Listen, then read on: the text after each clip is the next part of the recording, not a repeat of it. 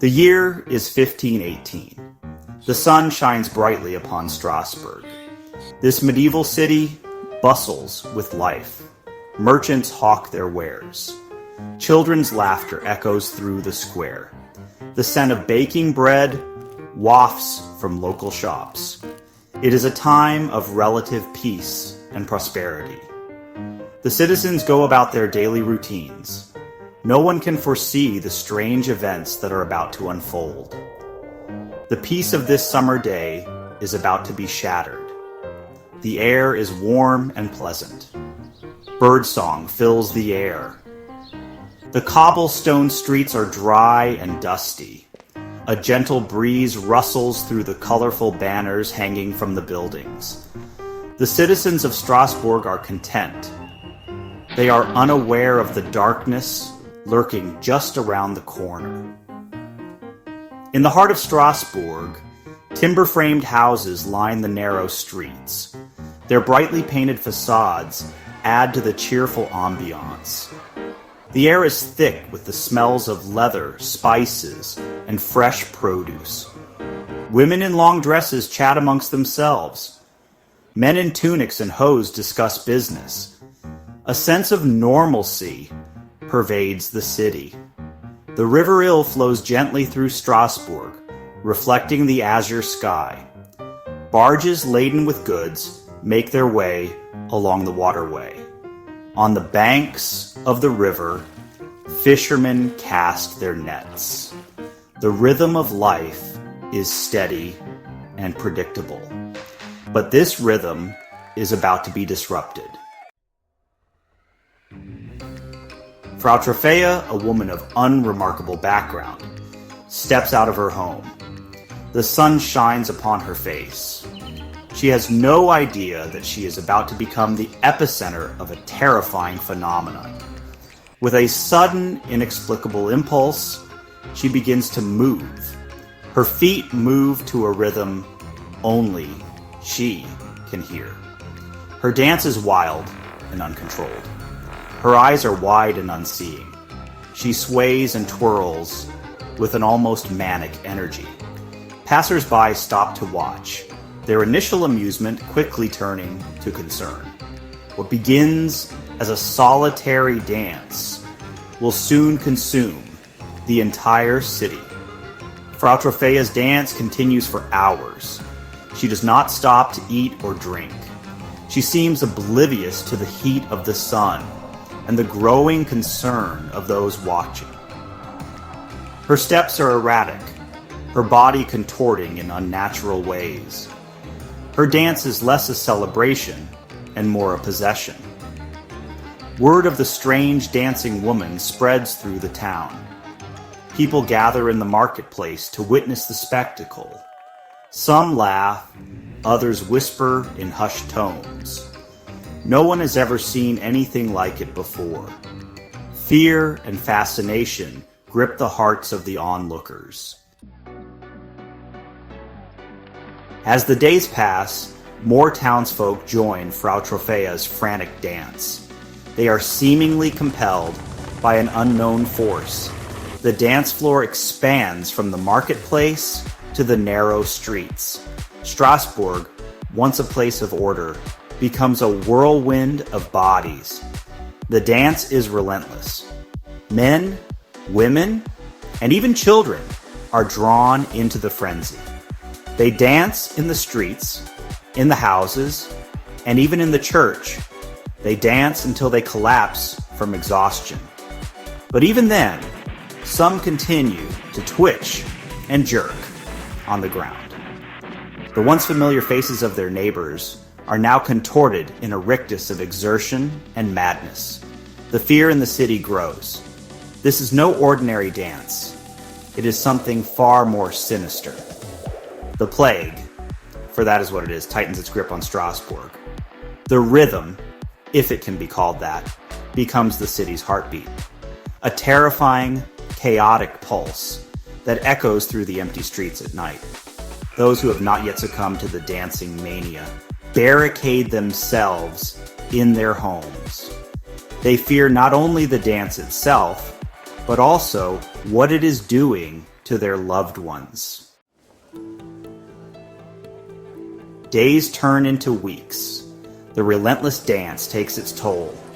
Bodies, racked with exhaustion and dehydration, begin to fall. The stench of sweat and sickness permeates the air.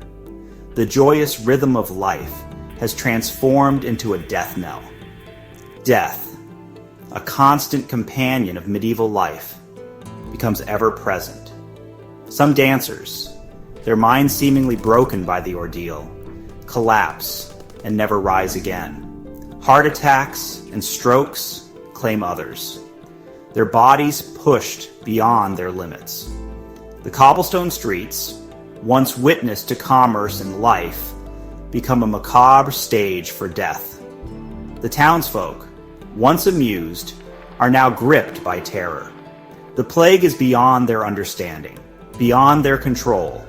The dead, with their eyes forever locked in a final, frenzied stare, serve as a grim warning.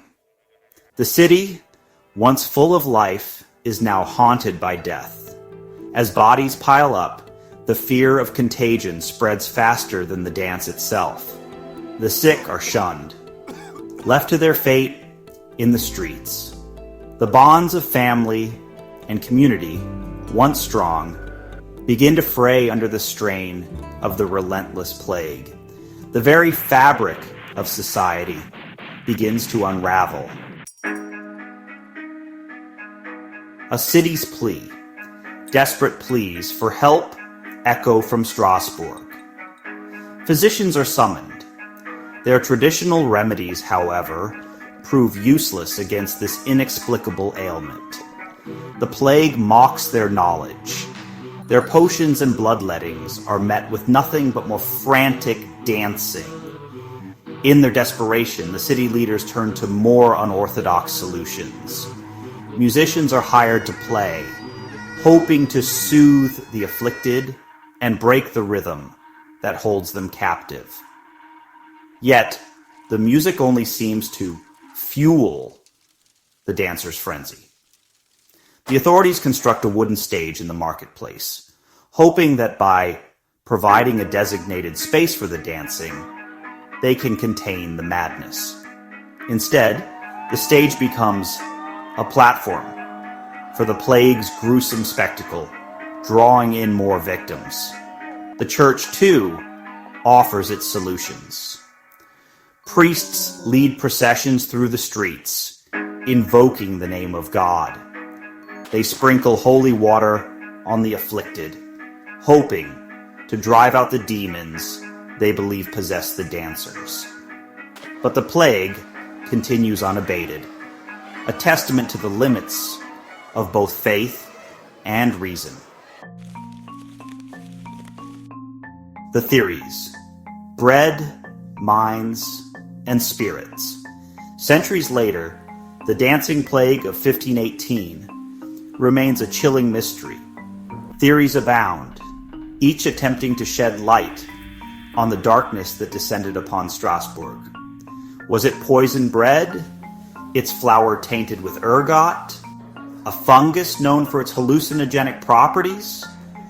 Or was it something more insidious, something born in the minds of the afflicted? Some scholars point to the phenomenon of mass psychogenic illness, where shared stress and anxiety manifest in physical symptoms. The citizens of Strasbourg, living in an era marked by famine, disease, and religious strife, were particularly susceptible to such outbreaks. Their fears, both real and imagined, found an outlet in the uncontrolled movements of the dance. Others whisper of supernatural forces at play.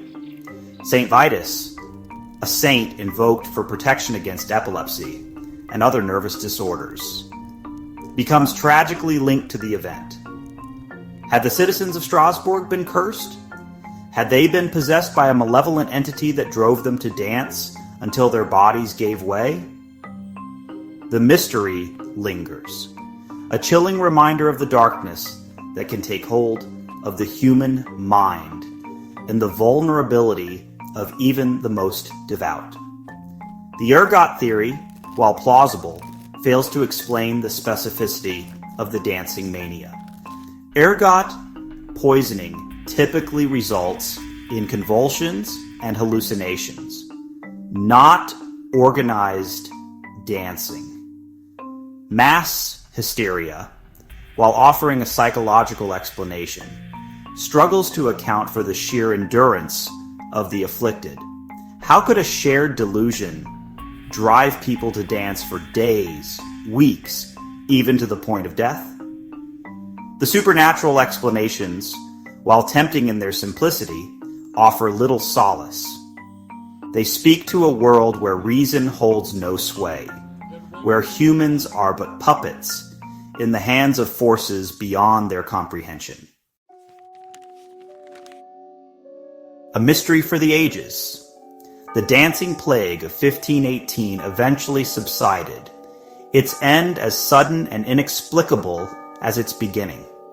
The dancers, as if released from a spell, collapsed, their bodies spent. The city slowly, tentatively began to heal.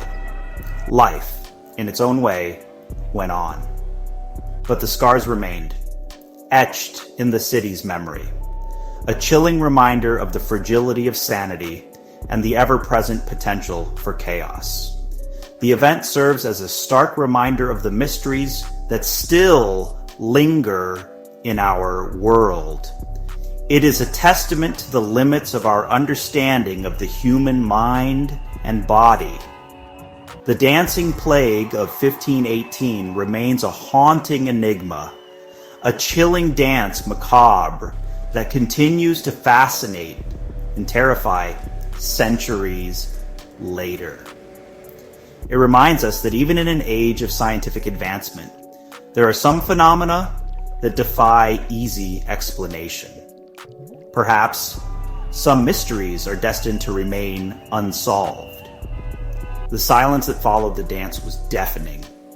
The streets, once filled with the sound of shuffling feet, were now eerily still. The citizens of Strasbourg, forever marked by the events they had witnessed, were left to pick up the pieces of their lives. The world moved on, but the memory of the dancing plague lingered, a ghost story whispered through the ages. It serves as a stark reminder of the power of the unknown, a force that can grip a community, a city, and leave it forever changed. The dancing plague of 1518 stands as a chilling testament to the enduring mystery of the human condition. It is a tale whispered through time, a chilling reminder that sometimes the most terrifying monsters are not found in the shadows, but within ourselves.